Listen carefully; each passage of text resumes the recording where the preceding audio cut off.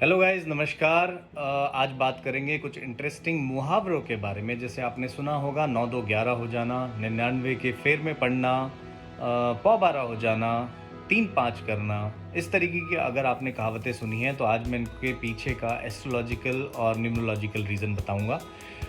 तो चलिए सबसे पहले शुरू करते हैं 3 5 करना से। अब 3 5 करना का मतलब होता है कि किसी भी तरीके की सिचुएशन में आपत्ति क्रिएट करना, एक ऑब्जेक्शन क्रिएट करना या उस सिचुएशन को कहीं ना कहीं कंफ्यूज करना। जैसे एग्जांपल के तौर पे ले लेते हैं कि गवर्नमेंट बिल पास करना चाहती थी बट विपक्ष ने बीच में 3 5 कर दिया।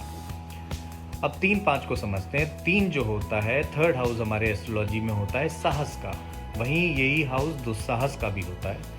फिफ्थ हाउस जो होता है हमारे एस्ट्रोलॉजिकल चार्ट में, फिफ्थ हाउस होता है क्रिएटिविटी का। तो अगर क्रिएटिविटी का दुस्साहस किया जाए तो उसका मतलब होता है 3 5 करना।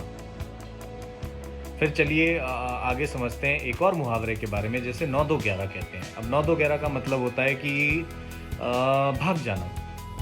उसको कहीं से 10,000 रुपये मिल गए और वो 9 2 11 हो गया। एक एग्जाम्पल है।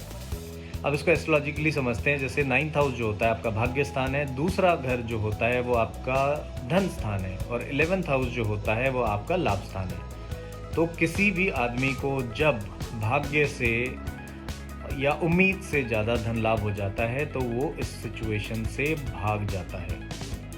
अब इसको अगर न्यूमरोलॉजिकली समझना चाहते हैं तब भी यही बात बनती है। जैसे 9 जो होता है वो नंबर मंगल का है, 2 जो नंबर है वो चंद्रमा का है, और चंद्रमा मंगल जब साथ में आते हैं तो लक्ष्मी योग बनाते हैं।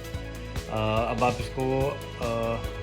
इसका अर्थ सिर्फ पैसे से लगाएं या किसी सिचुएशन से लगाएं वो मैं आपके ऊपर छोड़ता हूं, बट 9 2 11 का इस तरीके का कुछ सेंस बनता है। चलिए बात करते हैं 99 का फेर। अब 99 का फेर का मतलब होता है ग्रीड, यानी लालच। इसके पीछे एक कहानी भी है कि एक राजा ने एक कपल को, एक प्रजा में से एक कपल थी, उनको 99 रुपये दे दिए। अब उनके दिमाग में पूरी रात भर ये चलता रहा कि हमको 100 क्यों नहीं दिए, 99 क्यों दिए, इसको 100 कैसे बनाया जाए। और वो पूरी रात भर सोचते रहे कि इसके 99 का 100 करना है, 99 का 100 करना है, बिकॉज 100 एक राउंड फिगर है, एक नंबर है। और उनको पूरी रात नींद नहीं आई।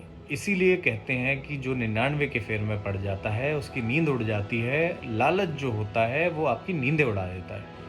अब इस चीज़ को एस्ट्रोलॉजिकली समझते हैं तो जो 9th हाउस होता है, मैंने आपको बताया भाग्य स्थान होता है, और 99 यानी 2 बारी भाग्य। जब आदमी कर्मों से ज़्यादा अपने भाग्य पे रिलाई करने लगता है, कर्मों से ज़्यादा, अपनी मेहनत से ज़्यादा जो उसको रिजल्ट मिलना चाहिए उससे ज़्यादा की उम्मीद करने लगता है कि भाग्य से मिलेगा, भाग्य से मिलेगा, तो आदमी की नींद उड़ जाती है। अब इसको न्यूमरोलॉजिकली समझ लेते हैं। न्यूमरोलॉजिकली 9 नंबर जो होता है वो मंगल का होता है। मंगल के पास 2 घर हैं, फर्स्ट हाउस और पहली राशि और 8वीं राशि। 8वीं राशि जो होती है वो नेचुरली दूसरे का धन होती है।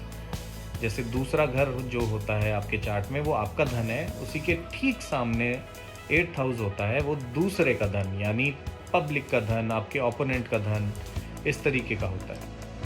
तो जब 99 होता है यानी 99 होता है तो इसका मतलब मंगल वीक पड़ गया, और बिकॉज मंगल आपका ऑब्सेशन है, मंगल आपका इनिशिएटिव या एक्शंस हैं, तो आपके जो एक्शंस हैं ना वो ऑब्सेशन में बदल जाते हैं और आप कहीं ना कहीं दूसरे के धन को लेकर ऑब्सेसिव हो जाते हैं।